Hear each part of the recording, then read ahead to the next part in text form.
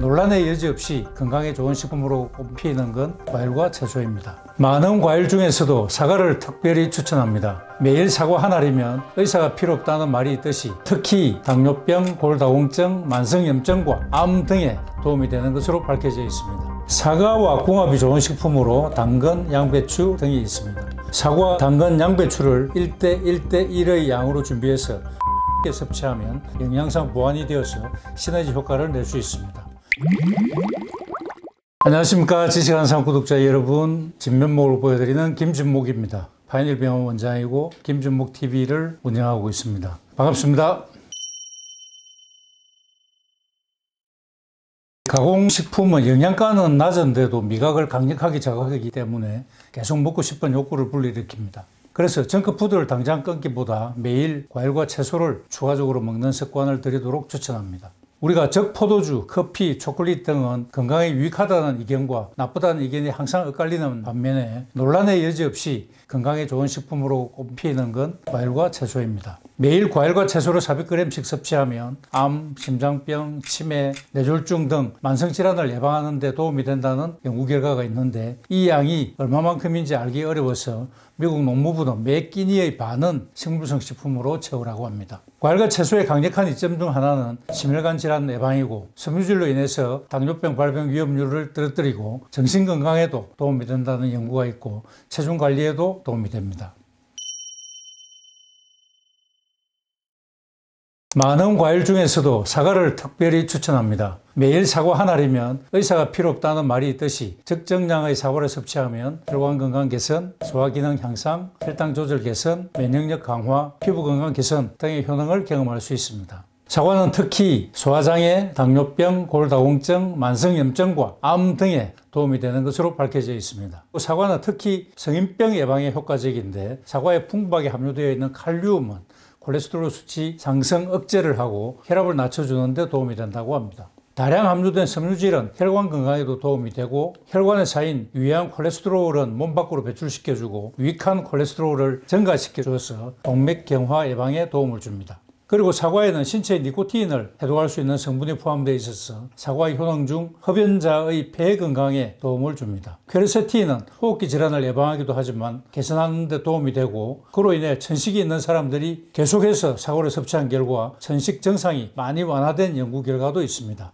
사과 껍질에서 보이는 항산화 물질인 플라보노이드가 폐 기능을 향상시켜주고 보호해줍니다. 또한 사과에 함유된 사과산, 구연산 등의 유기산 성분은 체내에 필요한 에너지 생성에 도움을 주고 우리 몸에 쌓여있는 피로물질을 제거해서 피로 회복에 도움을 줍니다. 또한 사과의 비타민C 성분은 피로를 일으키는 젖산의 분비를 억제하기 때문에 피로 회복에 도움을 주게 됩니다. 사과에는 식이섬유가 풍부해서 장운동을 활발하게 하고 변비를 예방하는 데 도움이 되고 포만감을 높여 체중 감량에 도움을 줄 수 있습니다. 사과에 담긴 비타민C는 면역력을 강화시켜주고 항산화 성분이 세포 손상을 막고 질병 예방에 도움을 줍니다. 비타민C와 항산화 성분은 피부 건강 개선과 피부 노화 방지, 피부 탄력 유지에 도움을 줍니다. 대부분의 과일과 채소의 껍질에 과육보다 더 많은 영양 성분이 있듯이 사과 껍질에도 과육보다 훨씬 많은 영양분이 들어있습니다. 껍질에만 있는 셀룰로스는 변비 예방에 좋고 흔히 아침에 먹는 사과는 금이라고 하는데 실제로 아침 공복에 사과를 껍질째 한 개씩 먹으면 장이 활성화되어서 변비 해소에 도움이 되고 장내 유익균을 증가시키는 펙틴 성분도 풍부하게 들어있습니다.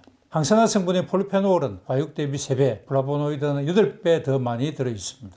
사과를 껍질째 갈아서 폐액으로 활용하면 유기산 성분이 천연 필링제 역할을 해서 각질 제거와 모공 관리에도 도움이 됩니다. 우르솔루산은 비만을 억제해주고 카테킨은 항산화 작용, 비타민 A와 C, K 등도 풍부합니다.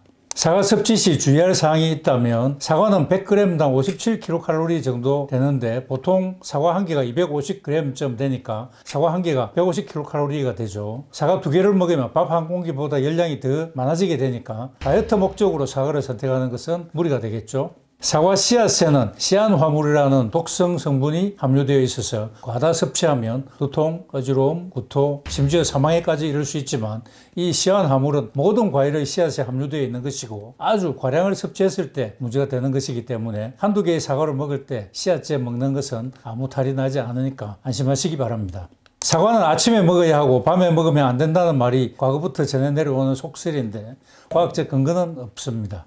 밤에 사과를 먹는다고 건강에 해로운 것은 아니지만 위장이 약하거나 당뇨병 환자, 다이어트 중인 사람, 숙면을 취하고 싶은 사람은 주의하는 것이 좋겠습니다. 사과와 궁합이 좋은 식품으로 당근, 양배추, 케일, 부추, 견과류 등이 있습니다. 베타카로틴과 비타민 A가 풍부한 당근은 비타민 C와 칼륨이 많은 사과와 함께 먹으면 영양상 보완이 되어서 시너지 효과를 낼 수 있습니다. 그리고 당근과 사과는 기운이 따뜻한 성질이기 때문에 함께 주스를 만들어 섭취하면 다이어트에도 도움이 되고 몸을 따뜻하게 해서 면역 향상에도 도움이 됩니다. 사과와 먹으면 도움이 되는 식품 중에서 저는 양배추를 추천합니다. 양배추는 위 건강에 도움이 되는 대표적 식재료로 알려져 있어서 양배추로 만든 위장약도 많이 판매되고 있죠. 양배추 속 설포라판은 위염의 원인균인 헬리코박터 파일로리균의 활성을 억제하고 비타민 U는 위 점막을 형성하는 호르몬의 분비를 도와서 위벽을 보호합니다. 그 다음 양배추의 카로티노이드 성분은 항산화 역할을 해서 피부 세포의 노화를 막고 상피 세포의 재생을 촉진하는 등 피부 노화 방지 작용도 있습니다. 그리고 양배추의 인돌스리카비놀과 글루코시놀레이트 성분은 항암 작용이 있어서 유방암과 자궁경부암 발생 위험이 상당히 낮았다는 연구 결과도 있습니다. 양배추에는 칼슘이 꽤 많이 함유된 반면 칼슘 흡수를 방해하는 옥살산은 함유되어 있지 않고 양배추의 칼슘은 다른 식재료에 비해 체내 섭취율이 높아서 골다공증 개선에 도움이 됩니다. 사과는 펙틴을 함유하고 있어서 위 운동을 도와 위장의 부담을 줄여주고 폐의 가스 차는 현상을 완화시켜주고 설사를 멈추게 하는데 큰 효과가 있습니다. 아침에 사과 한 개를 섭취하면 하루 종일 위벽을 보호해서 더욱 효과가 좋습니다. 또한 섬유질과 유기산이 함유되어 있어서 소화기관의 조절자 역할을 합니다. 위궤양의 완화뿐 아니라 위염, 변비 및 설사에도 도움을 줍니다. 양배추는 위 건강에 도움이 되는 대표적인 식재료로 알려져 있어서 양배추로 만든 위장약도 많이 판매되고 있고 양배추 속 설포라판은 위염의 원인균인 헬리코박터 파일로리균의 활성을 억제하고 비타민 U는 위 점막을 형성하는 호르몬의 분비를 도와서 위벽을 보호합니다. 따라서 사과와 양배추를 함께 섭취하면 천년 소화제라 할 수 있겠습니다. 양배추에 들어있는 비타민 K는 항응고제의 약효를 감소시키기 때문에 조심해야 합니다. 양배추 외에도 비타민 K 함량이 높은 시금치, 부추, 건대, 아욱, 쑥, 양배추, 양상추, 상추, 브로콜리, 미나리 등도 주의를 요합니다. 과민성 장증후군 환자들은 양배추에 풍부하게 함유된 프락탄 성분을 소화시키는 데 어려움을 겪습니다. 또 양배추는 섭취했을 때 가스를 생성하는 채소라서 이들 환자들에게는 좋지 않습니다. 양배추는 대장에서 쉽게 발효되어 가스를 생성하면서 가뜩이나 민감한 대장을 더욱 자극할 수 있기 때문에 되도록 양배추를 삼가야 하겠습니다. 양배추를 비롯한 십자가 채소들은 고이트로젠이라는 성분이 들어있어서 갑상선 호르몬 생성을 방해할 수 있습니다. 심한 경우 갑상선 호르몬 분비에 이상을 초래해서 갑상선 기능 저하증도 유발할 수 있습니다. 이런 고이트로젠을 함유한 양배추, 케일, 브로콜리 등은 물에 살짝 데치거나 열을 가하는 요리를 하면 고이트로젠을 생성하는 효소가 파괴되기 때문에 익혀서 섭취하면 문제가 없습니다. 당근에는 베타카로틴이 많이 함유되어 있죠. 베타카로틴은 우리 몸속에서 비타민 A로 바뀌어서 시력도 보호해주고 야맹증 예방에 좋고 베타카로틴 자체가 강력한 항산화제라서 항암 효과가 있습니다. 그리고 혈압, 혈당, 콜레스테롤치를 낮춰주고 피로회복을 도와 만성 피로를 물리쳐줍니다. 비타민 A와 철분이 조혈작용을 도와서 빈혈도 예방해줍니다. 당근 속의 펙틴은 하복부를 따뜻하게 해주고 설사를 먹게 해줍니다. 식이섬유가 풍부해서 대변의 부피를 늘려 변비를 개선해주는 효과도 있습니다. 천연 카로티노이드는 햇빛으로 인한 피부 손상을 막아주고 당근의 비타민C는 피부의 콜라겐 형성을 도와서 피부를 보호해줍니다.